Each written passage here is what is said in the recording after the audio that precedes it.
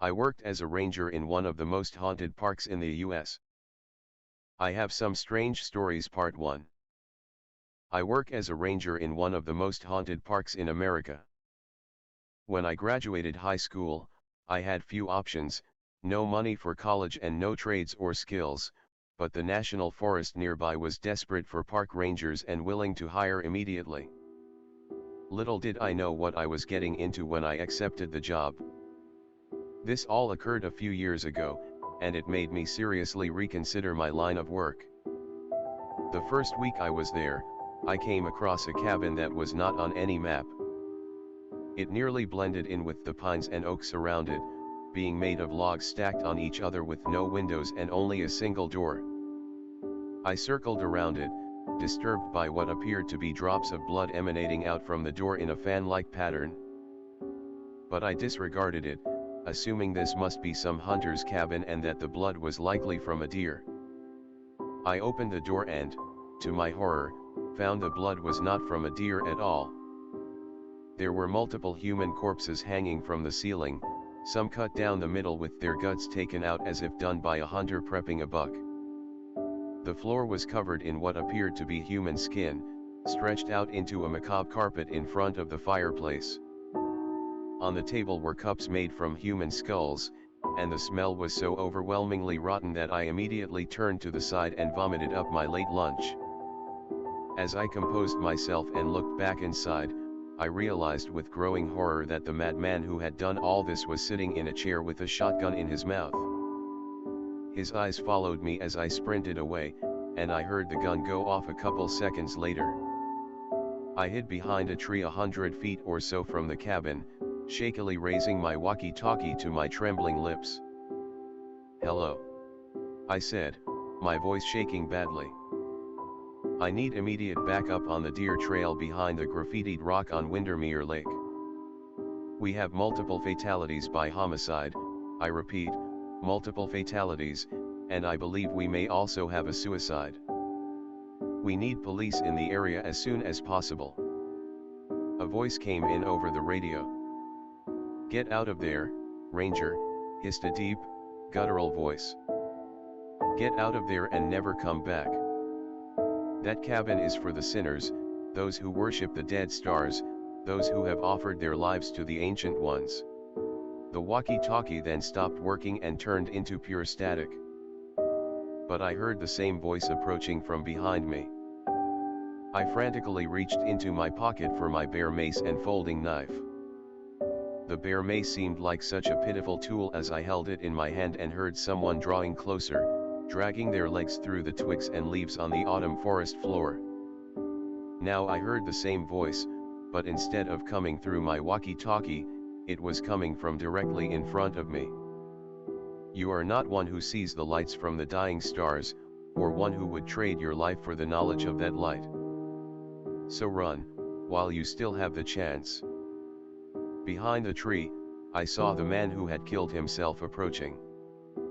The entire top of his head was gone, though his jaw and lips were still intact. Blood poured from out of his nose and covered his eyes like red tears. It was impossible that he could still be alive, less likely walking and talking like he was. But he stood there, 10 feet away in his camo jacket and khakis, looking paler than a maggot writhing in the sunlight.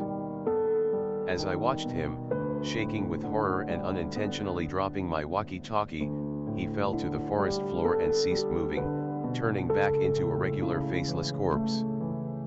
My walkie-talkie started working normally again, and I immediately called the crime scene into the ranger station. They had SWAT and helicopters on the way within minutes, and I vacated the premises as fast as possible. And that was just my first week. Things got a lot weirder after that. His name was Ron Gutierrez, the head ranger, Antonio Brown told me later in his office. A multiple felon, convicted sex offender. Disappeared from parole a couple months ago. I think the feds put out a warrant for him, interstate evasion or something, but it didn't do any good. He was never suspected of murder, at least as far as the state troopers seemed to think, but clearly our old buddy Ron was up to a lot more than the police thought. There were parts of at least 4 bodies in that cabin you found. He shook his head in disgust, his large mustache and huge belly making him look like an agitated walrus as he did so. This is going to be a media clusterfuck, I can tell you that right now. I seriously doubt 4 is the final number of his victim tally. That means the FBI will be arriving too, as is usual protocol with serial killer investigations. They're going to want to see if there were more victims from other states. I just want to go home, I said, and it was true. I hadn't slept the night before, and I kept seeing the dead man's face, hovering before me in the dark. And I wondered about that voice, that horrible voice. Was it a delusion, or stress? It had to be. Listen, Cal, the head ranger said, putting his hand on my shoulder. I feel for you, I really do. But we're understaffed, as you know. I can give you the rest of today off, but I need you back tomorrow. Don't let stuff like this ride you. Just forget it. Go have a beer, or shoot some guns, or whatever you do to blow off steam. But don't let that madman ruin your life too. He already ruined enough others.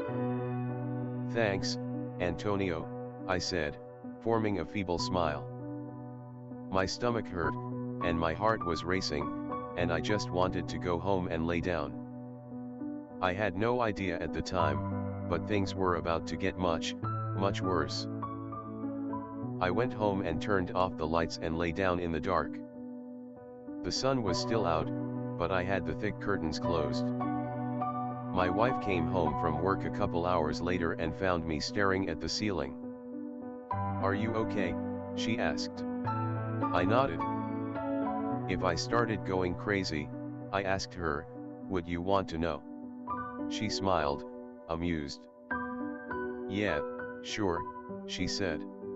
"I'm hoping I'd be the first person you'd tell." "Why?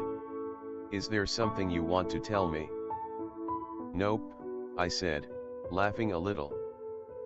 She always cheered me up. I fell asleep soon after, and awoke to a ringing telephone in the dark room by myself. "Hello," I said, rising. "Cal, this is Antonio," he said. "The police are on their way. Now listen. I'm here with the FBI, and they found evidence. Well, they think our buddy Ron had an accomplice.